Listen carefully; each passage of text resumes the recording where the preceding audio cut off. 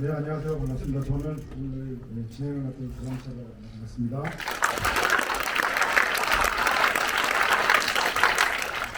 네, 두 분 간단한 인사 말씀 부탁드리겠습니다. 네, 여기 올드보이 처음 보신 분도 혹시 있을지 모르겠지만 그분들께는 이런 영화 보여줘서 죄송하다는 말씀 많이 드리고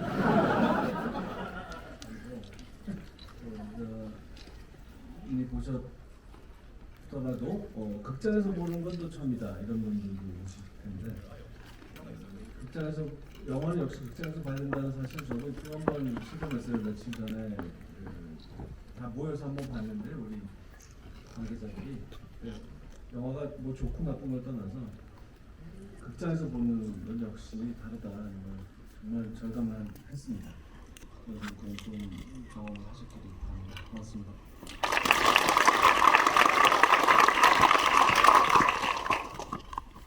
혀 다시 붙이고 다시 나왔습니다.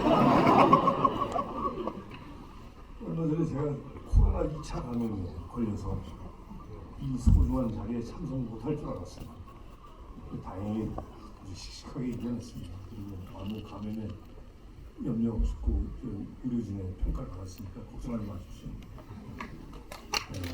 이렇게 뜻깊은 자리에 소중한 시간 내주셔서 너무 감사합니다. 저는 아까 객석에서 영화를 봤는데 저도 되게 오래간만에 극장에서 봤어요. 참 그 옛날 생각이 너무 많이 나가지고 때로는 울컥하기도 하고 때로는 막 혼자서 막 웃음이 터지는 걸 막 참기도 하고 참 영화라는 것이 참 이렇게 즐겁기도 하고 때로는 무섭기도 하고 마음이 교차합니다. 예, 감사합니다. 이렇게 와주셔서.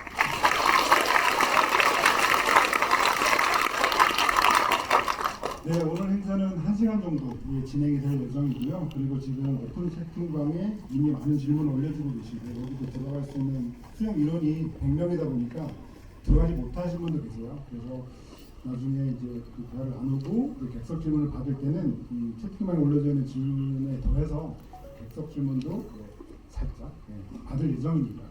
그리고 그 자료원에서 오늘 워낙 많은 분들이 오다 보니까 공지사항으로 올려주셨는데 그것도 좀 참고해 주시고 아주 좀 행복하고 깔끔한 한 시간이 되게끔 많이 협조해 주시면 감사드리겠습니다.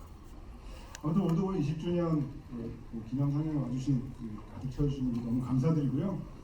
또 저는 두 분께 좀 질문을 드리고 싶은 게 뭐냐면 두 분의 첫 만남입니다. 왜냐하면 제가 이 질문을 드린 이유는 제가 예전에 키노라고 하는 잡지에 있을 때 이 두 분 그러니까 그 최민식 배우가 그 장승업이라는 작품으로 이제 표지 촬영을 할 때 그때 이제 키노에서는 이제 그 표지 인물인 배우를 이제 감독 인터뷰한 그런 꼭지가 있었는데요. 그때 그 최민식 배우의 그 인터뷰어로 그 당시 이제 복수는 나이가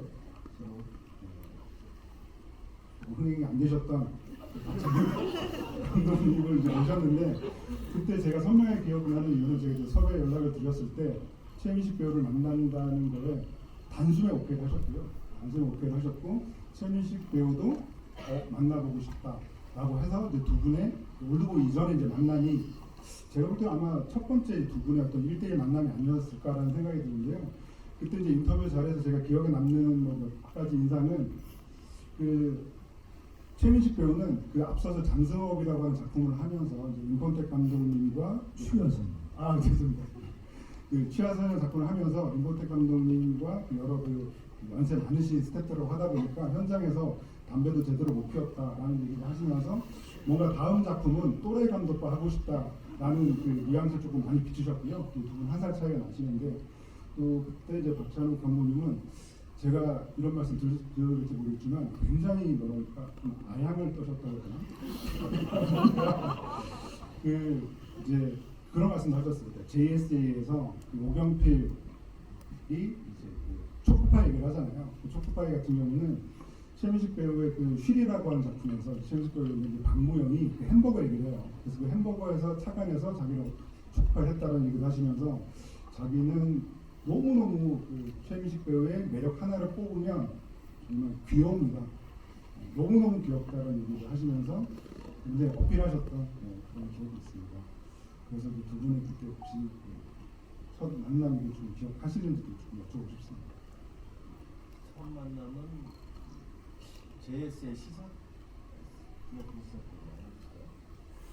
포함하고 아닌가? 그때 오시긴 했는데 인사를 나누지 못해 그런 것 같아요. 뒤풀이 있게. 아, 그때 기억나는 게 VIP 시사를 하면은 이제 서로 좋은 자리를 누구든지 얻고 싶잖아요. 그래서 이제 배려를 하는 입장에서 주최 측에서는 우리 고민에 빠지는데 최민식 선배에게 좋은 자리가 못 갔어요. 뭔가 사고가 있어가지고 어디 저 구석에서 그랬어요. 그래가지고 송강호 씨가 걱정을 많이 했어요. 그렇게 구석자리에서 보시게 해서 이거 어떡하나. 아, 그 그래서 근데 그래서 걱정 다 끝나고 나서 미안하다 막 이런 문자를 했나 봐요, 강호 씨가. 근데 그 선배가 야, 이런 영화는 거꾸로 매달려서 봐도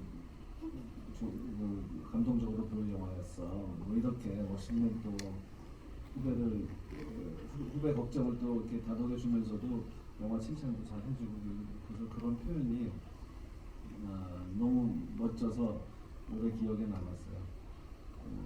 원래 이렇게 말을 이렇게 좀 멋있고 정답고 구수하게 잘 하는데 유명한 분이죠. 그리고 나서 이제 그 키노의 추화선 때문에 만나서 많은 얘기를 했고, 그때는 올드보이라는 작품을 갖고 있지는 않았기 때문에 캐스팅을 하려고 아연했던 건 아니었고 그냥 좋아서 팬심에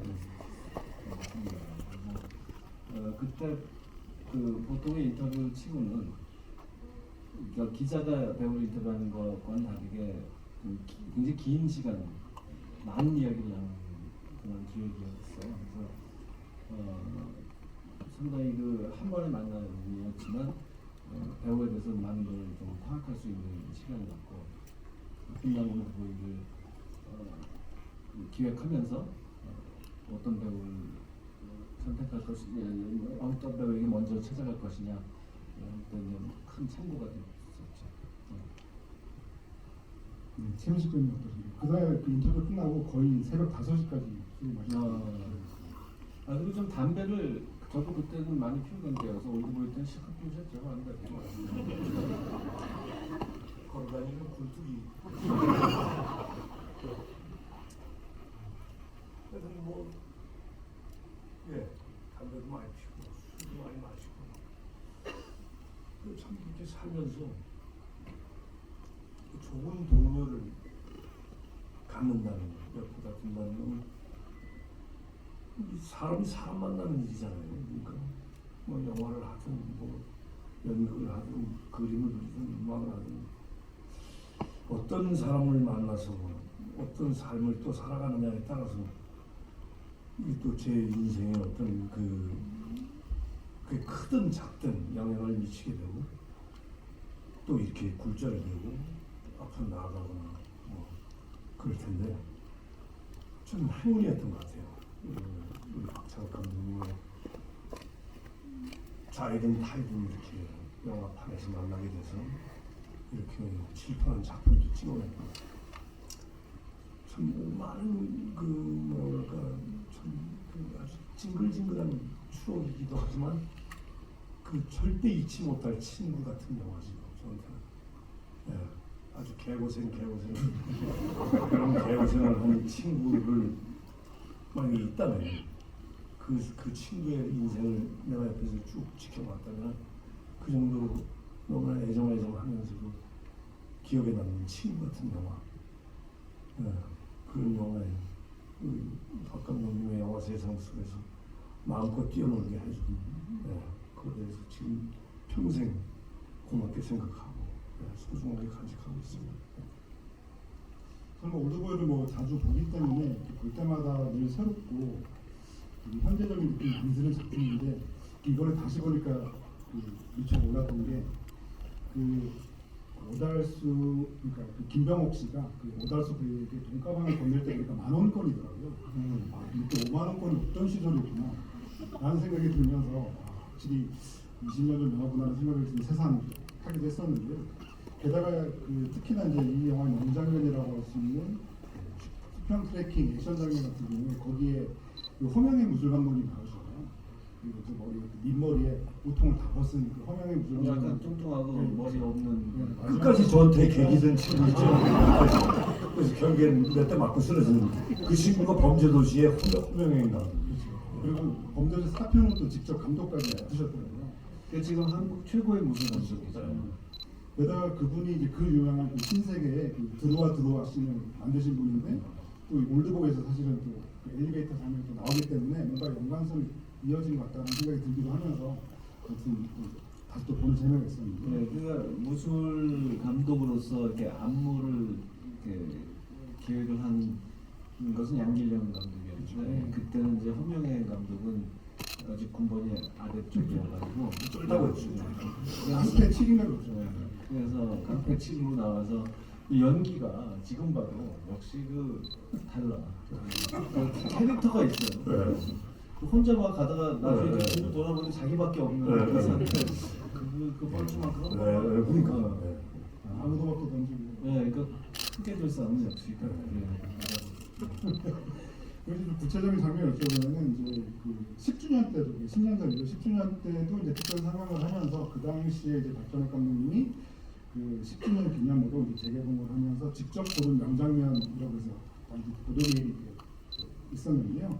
그때 뽑아주신 장면이 뭐냐면 이제 오프닝 장면이었어요. 그러니까 오대수가 움켜쥔 이 넥타이 하나에 매달린 자살남이죠. 오광록 배우가 연기하셨는데 뭔가 그 이야기의 문을 서서히 연다는 느낌이 아니라 뭔가 좀 관객이 준비 안 된 상태로 이 영화에 풍덩 빠뜨리고 싶다라는 의미로 이제 그 장면을 뽑아주셨고 두 번째 장면은 이 영화의 마지막 장면이 그 서른이세 장면이었고요. 그리고 한 걸음씩 걸을 때마다 1년씩 늙어간다라고 하는 그런 설정도 더해졌고요. 그리고 역시나 이제 또 뽑아주신 다른 장면은 펜트하우스에서 그 유명한 그 두 남자의 어떤 대결의 끝이라고 볼 수가 있겠는데요. 혹시 여기에 이제 두 분께서 조금 더 하고 싶은 10년이 다시 지나서 더 하고 싶은 장면이 있으신지 좀 여쭤보고 싶습니다. 그 오프닝은 제가 되게 중요하게 뭐 오프닝이니까 당연히 그렇겠지만 특히 더 중요하게 생각해서 다른 작품들보다 그렇게 그냥 영화 서론이 없이 이미 한창 진행 중인 어떤 사건의 한 복판에 그냥 툭 들어가는 관객이 그냥 툭 던져지는 그런 기분 느끼게 하고 싶었거든요. 그래서 그 앞에 그 영화사들 발급상 영화사 그 로고 나오고 자막도 나오고 막 그럴 때부터 이미 음악은 이 영화의 음악이 이제 서서히 시작됐고 서정적인 멜로디의 음악이 오랫동안 나오다가 장면이 이제 본편이 딱 시작될 때 그때 그냥 쾅 하면서 음악도 아주 격렬해지고 시끄러워지고 그 클로즈업부터 시작하고 그런 아주 신선한 도입을 하고 싶었는데 그때 그 배급사 제작사이자 프로듀서였던 쇼이스트가 그 회사 로고를 처음 만들었대요. 거기에 그 음악을 자기들이 그 음악을 만들었는데 그 로고 음악 나올 때 번쩍번쩍하면서 거기에 어울리는 음악을 만드는데 내가 그걸 그걸 없애고 영화 음악을 시작하겠다고 하니까 그거하고 또 얼마나 그 가슴이 있었는지 몰라요. 많은 논쟁이 있었죠. 그런 게 기억이 나고 그리고 그 오프닝은 그 말씀드린 그런 시작의 그 힘 때문에 또 필요했고요. 이 영화가 자주 언급되지 않는 점인데 특징인데 제가 참 갖고 왔을 때 굉장히 제일 그 중요하게 생각하는 거는 내러티브의 구조였어요. 이게 이제 잘 생각해 보시면 오건록 씨 자살하려고 하는 그 사람에게 들려주는 형식으로 이야기가 오대수가 자살남에게 자기가 겪은 일을 내 얘기를 해주고 싶다 하면서 들려주는 형식이란 말이에요. 그렇게 해서 어떻게 해서 이 오대수가 감금방에 들어갔고 어떻게 해서 나오게 됐는지까지만을 들려주고 그 다음에 또 이제 현재 시제로 이야기가 진행되다가 그 다음에 이제 리도가 그 녹색 커버의 공책을 읽잖아요. 그 자서전을 읽잖아요. 그래서 거기까지는 또 그 형식이에요. 그 리도가 읽는 자서전의 내용으로 이 내러티브가 진행되는 거예요. 또 그 다음에 끝날 때쯤 되면은 이제는 최면술사가 오대수의 편지, 긴 편지를 읽었잖아요. 짐승만도 못한 놈이어도 뭐 그렇게 끝나는. 그러면 여기까지의 스토리는 이 편지에 담겨 있는 내용이에요. 그래서 이렇게 다양한 방식의 회상 구조예요. 이런 시도는 좀 별로 없었다고 하죠. 제가 아는 한도 내에서 별로 없었기 때문에 아주 독창적인 구조를 만들어 보려고 애써봤던 그런 각본이거든요. 그래서 이 오프닝에 오광록 씨가 얘기하는 그 남자와의 이 만남이 그런 의미에서 굉장히 중요했습니다.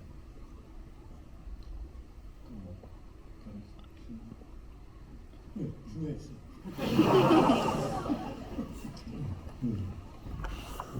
저는 이번에 이렇게 다시 보면서 20년 지났다. 20년. 이 지금 독특한 구조에 대해서 말씀을 하셨는데 이 시나리오를 만약에 우리 박강록님이 우리 만화책 보고 중국집에서 만나가지고 빼갈 먹으면서 얘기해서 이게 처음이거든요. 임승용 대표가 지금 그 당시는 프로듀서인데 저기 강남의 동물천 뭐 어디 중국집에서 서로 만화책을 보고 이제 만났어요. 근데 만화책 그렇게 재미없었어요. 이거 만화책 재미없는데 이거. 그건 아주 영화적인 소재로서 솔깃한 게 누군가가 누군가에게 어떤 잘못을 했길래 15년이라는 시간과 세월을 통제당하고 자유를 박탈당한다. 그리고 이 사람을 15년 만에 풀어준다. 굉장히 영화적이잖아요. 그걸 가지고 이제 박감독님이 이야기를 만든 거예요. 저도 대본이 처음 나왔을 때 야, 이거 처음 보는 형식이었어요. 처음 보는 냄새였고 이걸 만약에 요즘 이 대본을 써서 투자를 받는다고 하면 과연 이 영화가 만들어질까 하는 생각이 아주 강하게 듭니다. 네. 모든 것이 저 역시도 그랬었거든요. 저 스스로가 검열을 했어요. 저 리도하고의 관계 때문에 우리나라에서 이게 가능해? 그러니까 우리 박 감독님 그때 아주 명쾌한 답을 그 술자리에서 내놓으셨죠. 그럼 해미즈, 오이디푸스는 이건 오대수의 성적 취향이 아니다. 세상에서 가장 잔인한 복수를 지금 당한 거다. 뭐 아무 말 못하죠. 가버립시다. 그래가지고 그 당시 이 종교를 기반으로 둔 언론사가 지금도 있죠. 한두 군데 있죠. 예. 그 언론사에서 사설을 썼어요. 막 나가는 한국 영화. 주제 표현의 자유도 좋지만 과연 이대로 좋은가? 내버려 둘 것인가? 참. 그게 미국에서나 어느 나라에서나 마찬가지인데 감독과 스튜디오 사이에 갈등이 생기잖아요.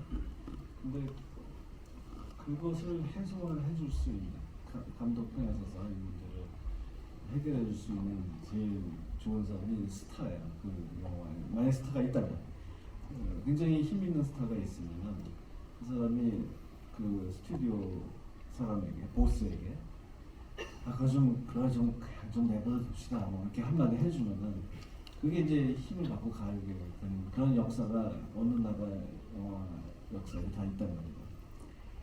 그러니까 예를 들면 리 마빈 같은 경우도 그런 거 잘해준 분이었고 그런 분 유명했고 근데 올드보이도 당연히 저는 이해가 돼요. 이 투자 배급사에서 이 문제 뭐 막상 찍어놓은 걸 보니까 너무 겁이 나고 이게 심이 안 나올 것 같고 심이 그 뭐라고 하지? 그 미국으로 치면 X 등급 외 판정을 받으면 개봉관이 없으니까 개봉 못하게 되거든요.